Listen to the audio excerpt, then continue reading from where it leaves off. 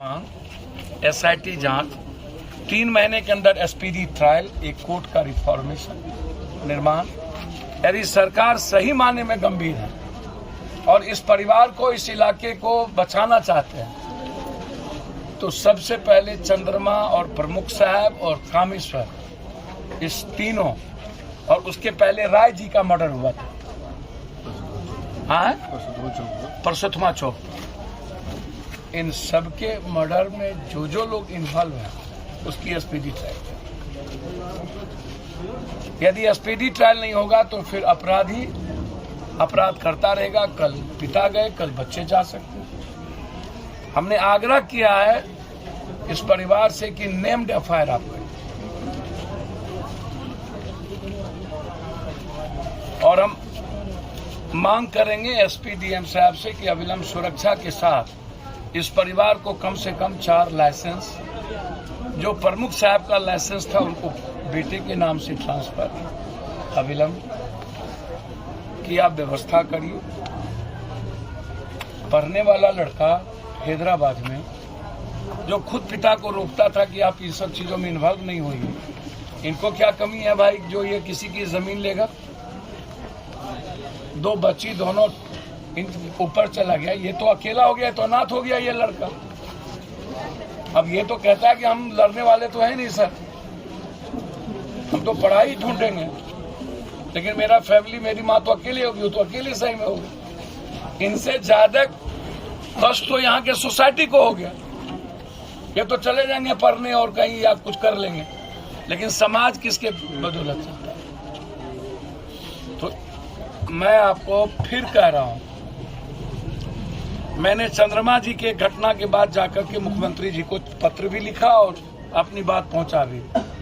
फिर यह घटना मैं मुख्यमंत्री जी को पत्र लिख के पहुंचा दूंगा। मेरी आज एसपी साहब से 2 बार बातचीत हुई। खुद एसपी साहब ने ही फोन किए थे कि सर मैं एक्शन ले रहा हूं, मेरा आग्रह है कि आप आ रहे हैं तो संयम कम से कम लोग बढ़ते। उन्होंने 2 बार फोन किया हमको, तो हम प्लेन में थे, हमने 6 मिस कॉल आलोक सिंह जी का दिखा। भाई मिस कॉल क्या बात हो गई 6? हमने फोन किया 11 बजे उतरने के बाद, तो इन्होंने कहा कि ऐसे प्रमुख साहब की हत्या हो। 2 पीछे गुड्डू उर्फ रमेश की साजिश थी और मरवाने में शूटर का इस्तेमाल किया गया। आप शूटर की गिरफ्तारी करिए, आपको पता चल जाएगा उसके मोबाइल और गुड्डू के मोबाइल का संबंध और उसके मोबाइल और जेल के मोबाइल का संबंध। तो इसलिए हम शूटर को गिरफ्तारी की मांग करते हैं, इनकी सुरक्षा। और यदि आप 3 से 6 महीने के अंदर एसपीडी ट्रायल के लिए कोर्ट का रिफॉर्म नहीं करते हैं तो इसका मतलब सरकार अपराध और अपराधियों को मिटाने में हमसे कोई पूछे तो हम तो कहेंगे कि शमशान जगह है, जेल में नहीं। जेल से एक्सटॉर्शन यही लोग लेते हैं, जेल से मरवाते यही लोग हैं। हर घटना यही।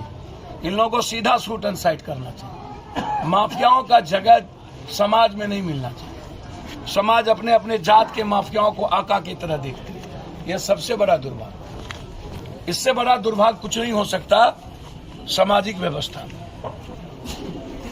गुंडा में कोई जाति नहीं होता। मर्डर किसका हुआ, किस जात ने मरवा दिया? बलात्कार किसका हुआ, किस जात ने किया? बेटी का भी कोई जात होगा, अपराधी का भी कोई जात होगा। कोई हो, हम तो किसी को नहीं बकसते। कोई अभी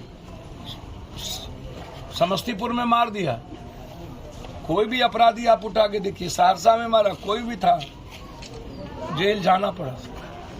और ये दोनों घटना मेरे लिए चुनौती, चैलेंज पूरी। जब तक सरकार जगेगी नहीं और इस प्रक्रिया के तहत गुजरेगी नहीं, तब तक ये सवाल मेरा खड़ा रहेगा। और जरूरत होगी तो सासाराम भी बंद होगा और बिहार भी होगा। हम सरकार को 48 घंटे का अल्टीमेटम देते हैं। यदि शूटर नहीं पकड़ा है, एसआईटी का जांच नहीं हुआ और सुरक्षा की व्यवस्था नहीं की, तो सासाराम बंद। पूरा, चाहे चंद्रमा जी का मामला हो, चाहे हमारे प्रमुख साहब का मामला हो, जब भले और सामाजिक लोग नहीं बचेंगे तो फिर हमें मरने की और लड़ने की तैयारी करनी।